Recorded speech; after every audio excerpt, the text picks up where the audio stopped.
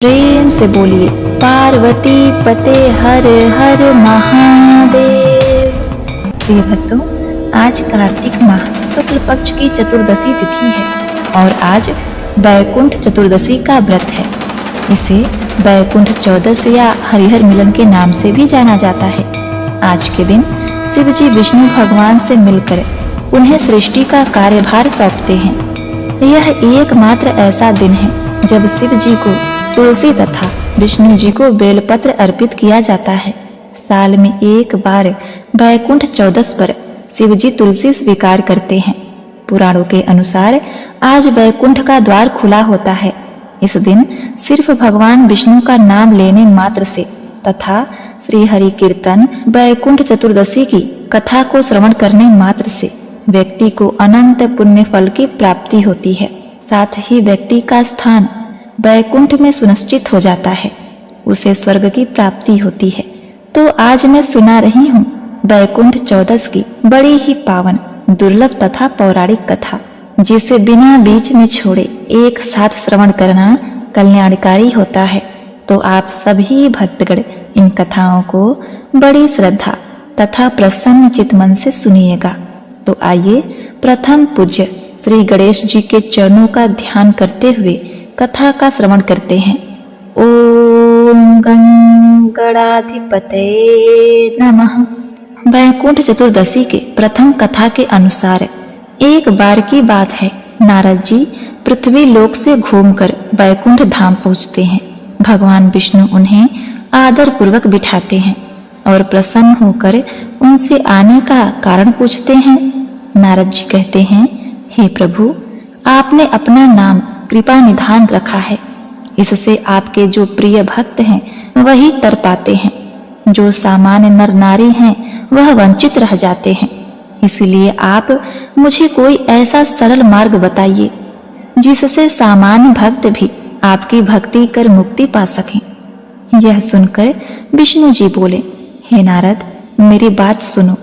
कार्तिक शुक्ल पक्ष की चतुर्दशी को जो नर नारी व्रत का पालन करेंगे और श्रद्धा भक्ति से मेरी पूजा अर्चना करेंगे, उनके लिए स्वर्ग के द्वार साक्षात खुले होंगे। इसके बाद विष्णु भगवान अपने द्वारपाल जय तथा विजय को बुलाते हैं और उन्हें कार्तिक चतुर्दशी को स्वर्ग के द्वार खुला रहने का आदेश देते हैं। भगवान विष्णु कहते हैं, इस दिन जो भी भक्त मेरा थोड़ा सा भी नाम लेकर पूजन करेगा वह बैकुंठ धाम को प्राप्त करेगा। जय श्री कृष्ण, हर हर महादेव। प्रिय भक्तों, दूसरी कथा के अनुसार एक बार भगवान विष्णु देवाधिदेव महादेव का पूजन करने के लिए काशी आए। वहां मणिकर्णिका घाट पर स्नान करके उन्होंने 1000 स्वर्ण कमल पुष्पों से भगवान विश्वनाथ के पूजन का संकल्प किया। अभिषेक के बाद जब वे पूजन करने लगे तो शिव जी ने उनकी भक्ति की परीक्षा के उद्देश्य से एक कमल पुष्प कम कर दिया। उस कमल को उन्होंने छिपा लिया। अब देखिए, भगवान श्री हरि को पूजन की पूर्ति के लिए 1000 कमल पुष्प चढ़ाने थे। एक पुष्प की कमी देखकर उन्होंने सोचा, मेरी आंखें भी तो कमल के ही समान हैं, मुझे कमल नयन और पुंडरीकाक्ष कहा जाता है।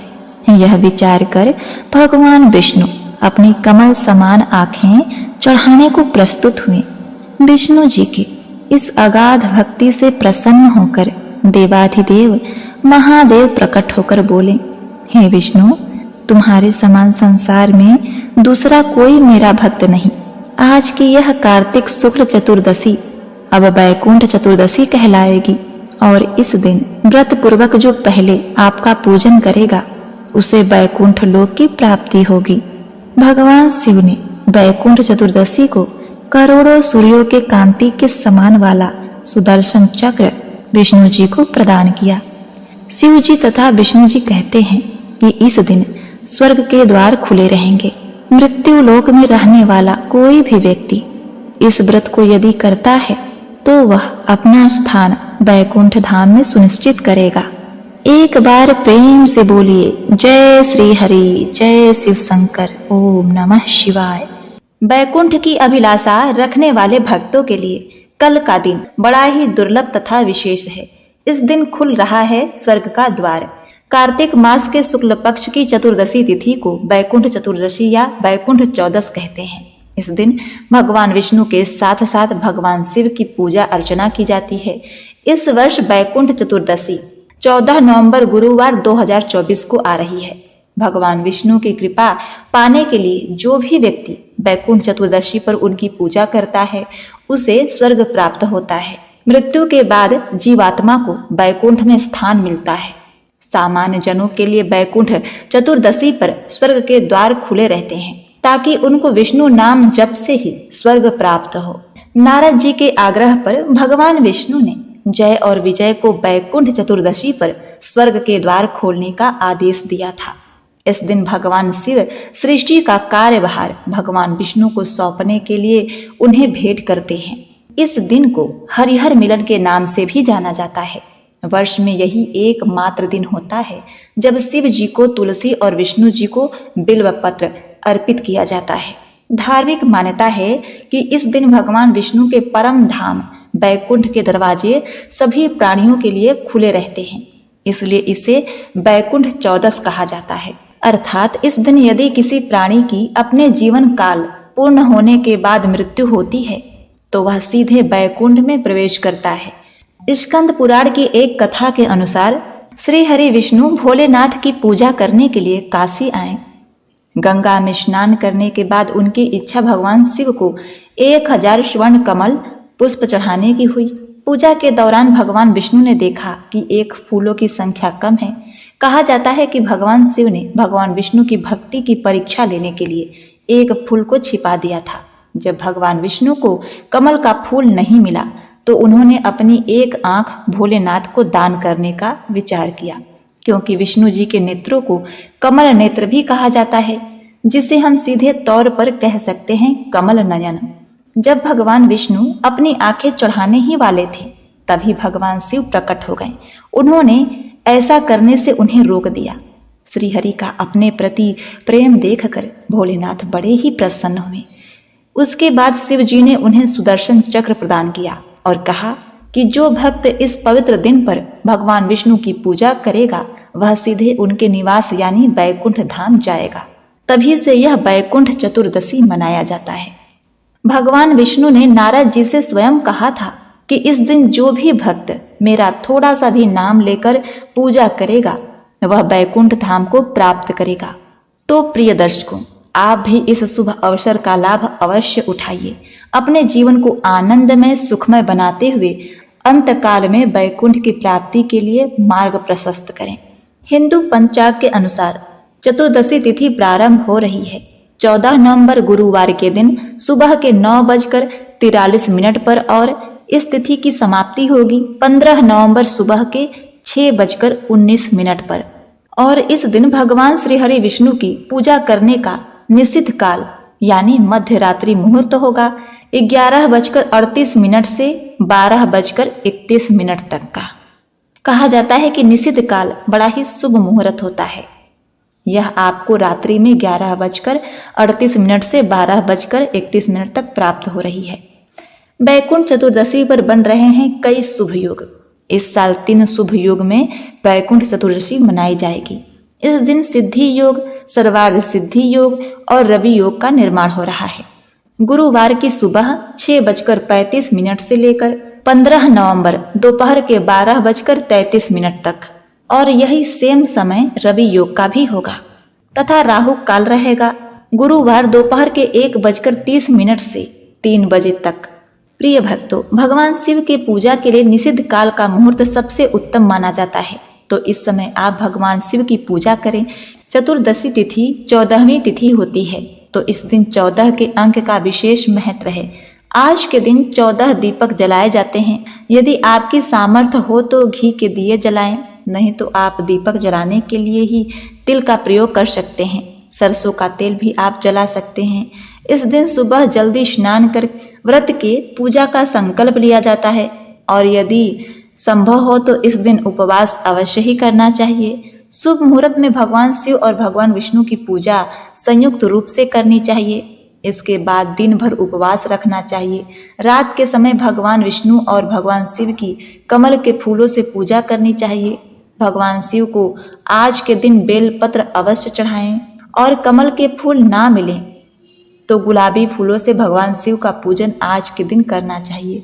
ऐसी मान्यता है कि भगवान विष्णु बैकुंठ लोक के द्वार को आज के दिन खोले रहते हैं और इस दिन भगवान विष्णु के साथ साथ भगवान शिव जी की पूजा करने से बैकुंठ लोक में वास अवश्य ही मिल जाता है। पुराणों के अनुसार इस दिन किए गए दान जप 14 यज्ञों के समान फल प्रदान होता है। जो लोग पूरे कार्तिक स्नान करते हैं उनका नियम कार्तिक पूर्णिमा को पूरा हो जाता है, लेकिन अब सभी को भी चतुर्थी तिथि को दीपदान अवश्य ही करना चाहिए। इस दिन व्रत करने वाले सभी भक्तों को दिन भर भगवान विष्णु और भगवान शिव का ध्यान करना चाहिए। अगर आपके पास तुलसी जी की माला है या रुद्राक्ष की माला है तो भगवान विष्णु और भगवान शिव के नामों का जप आज के दिन शाम को तारों की छांव में तालाब नदी के किनारे पर 14 दीपक जलाने चाहिए। आप अपने घर में दीपक जला सकते हैं और आज के दिन आप अपने घर के मंदिर में एक चौमुखा दीपक अवश्य ही जलाकर रखें। आज के दिन तुलसी जी के पौधे के नीचे, पवित्र बेल वृक्ष, वट वृक्ष के नीचे, केले के पेड़ के नीचे और आंवले वृक्ष के नीचे भी आपको दीपदान करना चाहिए। बहते जल में यदि दीपदान करना संभव हो तो बहते जल में भी दीप का दान करना चाहिए। ध्यान रखना चाहिए कि भगवान विष्णु को भोग में आप तुलसी दल अवश्य ही अर्पित करें। शास्त्रों की ऐसी मान्यता है कि जो 1000 कमल पुष्पों से भगवान श्री हरि का पूजन कर लेता है और फिर भगवान शिव की पूजा करता है, वह बार बार जीवन मरण के बंधन से मुक्त होकर बैकुंठ धाम को अवश्य ही जाता है। इस दिन हरिहर मिलन की जो विशेष पूजा अर्चना है वह रात को निषिद्धा काल के समय की जाती है, जो कि मैंने आपको इस वीडियो के शुरू में ही बताया है। तो आप इस समय में भगवान की पूजा अवश्य करें। भगवान को आज के दिन आप मखाने की खीर बनाकर अर्पित करें, सूखे मेवे की खीर बनाएं, जो भी मौसमी फल है वह अर्पित करें। भगवान शिव को आप बेर, आंवला अर्पित कर सकते हैं। आज के दिन माँ लक्ष्मी जी और माता पार्वती की भी पूजा जरूर करनी चाहिए।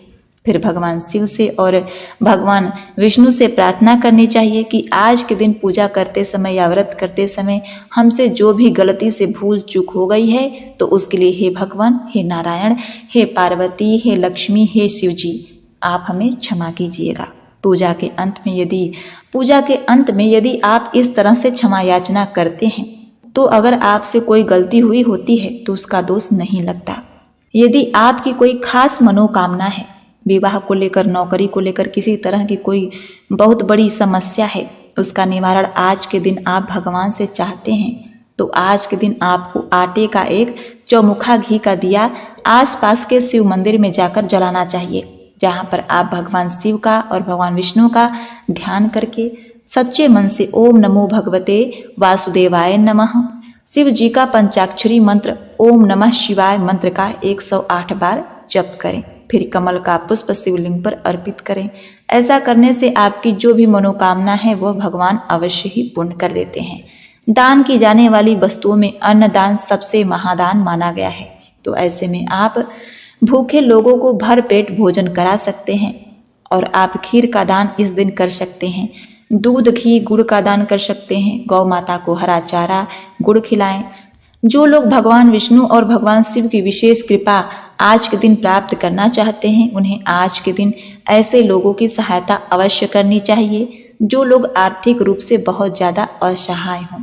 जो लोग आर्थिक रूप से सक्षम नहीं हैं, गरीब हैं, उनके घर में आज के दिन दीपदान करने की सामग्री आपको जरूर दान में देनी चाहिए और गर्म कपड़ों का दान भी ऐसे लोगों को जरूर करना चाहिए। भगवान ऐसे भक्तों पर जरूर प्रसन्न होते हैं जो दूसरों की मदद करते हैं। आज के दिन क्या नहीं करना चाहिए तो देखिए, व्रत का दिन है चतुर्दशी तिथि, तो भूल से भी इस दिन मांसाहार या तामसिक भोजन घर में नहीं बनाना चाहिए।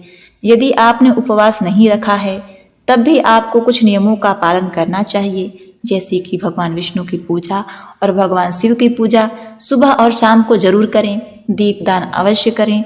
14 दीपक जलाएं मंदिर में और जहां जहां मैंने आपको बताया है आप उत्तर दिशा की तरफ माँ लक्ष्मी जी के नाम का और दक्षिण दिशा की तरफ अपने पितरों के नाम से जलाना चाहिए और आपको इस दिन नाखून, बाल इत्यादि नहीं काटनी चाहिए। घर पर यदि कोई याचक आता है तो उन्हें खाली हाथ कभी नहीं लौटाना चाहिए। वैकुंठ चतुर्दशी पर ओम नमो भगवते वासुदेवाय नमः मंत्र का 108 बार जाप करें। श्री हरि की पूजा करें, इससे धन लाभ मिलेगा, घर में बरकत आती है। तंगी से जूझ रहे हैं, सुख शांति समृद्धि छीन गई है तो वैकुंठ चतुर्दशी पर पीले रंग के कपड़े में 5 हल्दी की गांठ, 1 चांदी या कोई भी सिक्का और 1 पीले रंग की कौड़ी रखकर उस कपड़े में गांठ लगाकर पोटली बना लें। अब भगवान विष्णु की विधिवत पूजा करें। पूजा के बाद उस पोटली को अपने घर के मंदिर में ही रहने दें, इससे धन आगमन के रास्ते खुलते हैं। प्रिय भक्तों, उम्मीद है कि हमारी यह संपूर्ण जानकारी आपको बेहद ही पसंद आई होगी।